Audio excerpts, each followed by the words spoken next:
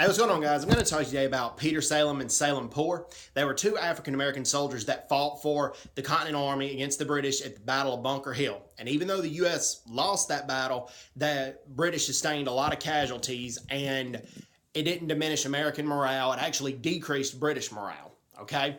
And Peter Salem fought in the Battle of Lexington and Concord as well before he got to Bunker Hill.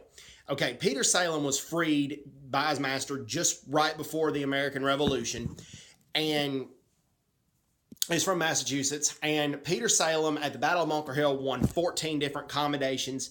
He was personally congratulated by George Washington for his heroism at the Battle of Bunker Hill. And he left the Continental Army in 1780.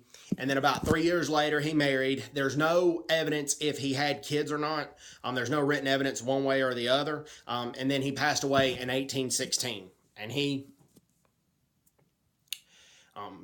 was a legendary and brave soldier. Okay?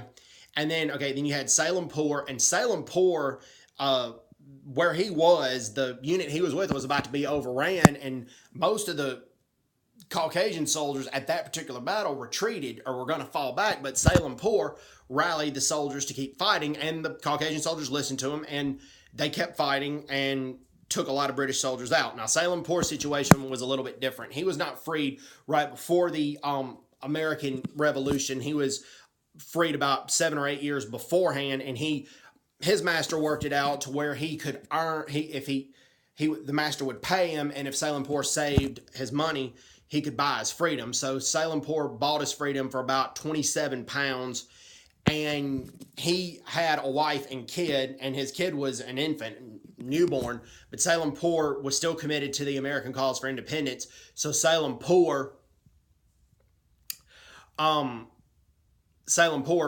went and decided to fight for the Continental Army in the American Revolution. So God bless Peter Salem and Salem Poor for all they did. They were true heroes, true patriots, and we need to remember their story and keep their story alive. It's like, we're all God's children, African Americans, Caucasians, and show you right here where it says, God loves Brett, and that is true.